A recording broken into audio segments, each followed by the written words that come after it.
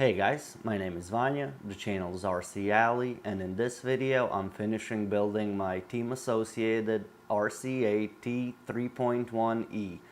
And if you've seen my other video on this car, you know I did a whole bunch of work on it. In this video I'm just finishing it up, and I'll give you my build review when I'm done. Let's jump right into it.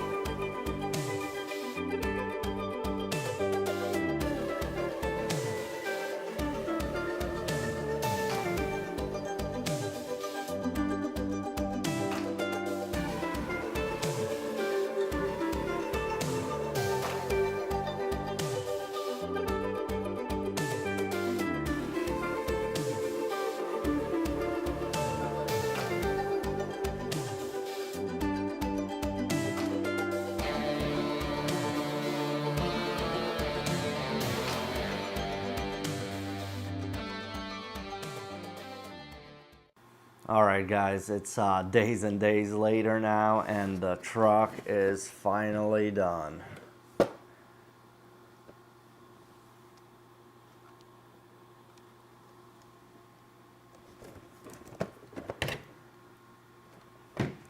I'll zoom in a little bit, take the body off, and we'll go over everything real quick. The electronics I chose to put in, starting with the servo, are 1268 Savox servo. It's what I had sitting around. Didn't really want to buy a new servo.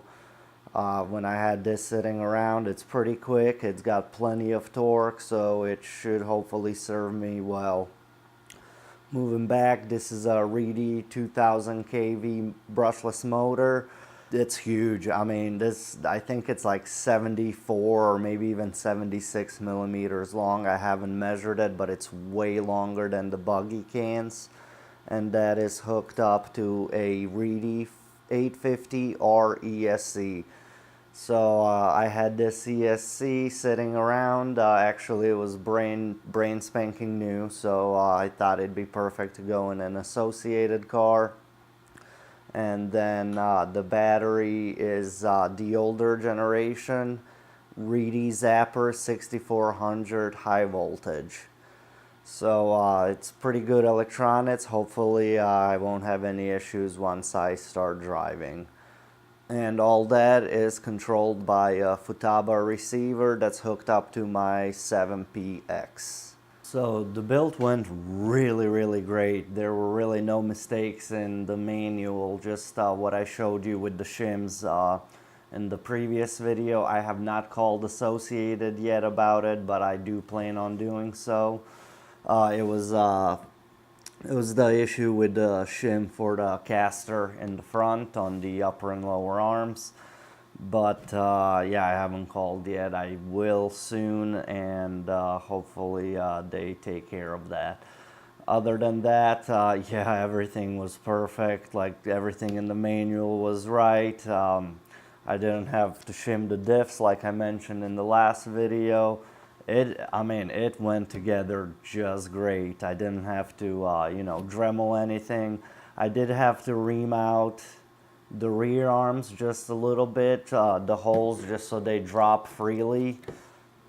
but that's expected with pretty much any 8 scale, that you might have to ream out the holes a little bit on the A-arms. The front, actually, they were dropping just fine, so I didn't do anything to the fronts. Let's see, what else?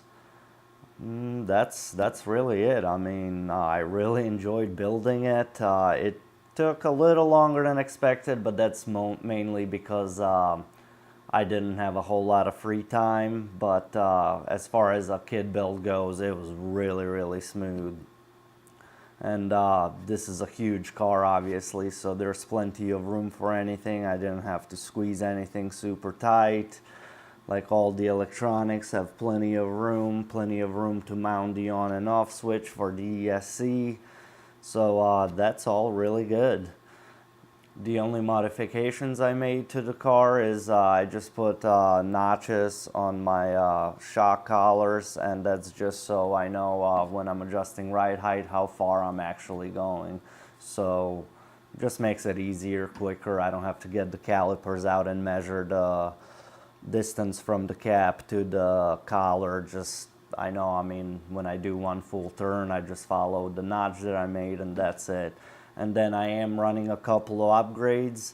It's the servo horn. I'm running an aluminum servo horn, and for the servo, I did put some of the associated washers that just center the servo a little bit more than if you're just using the regular screws. So there are a couple things I do not like about the car.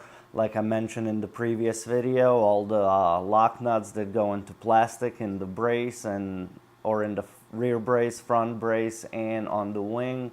I'm not crazy about that. It's not the worst thing in the world. But if that can be avoided in any way, it'd be nice if they did whatever could be done to avoid that.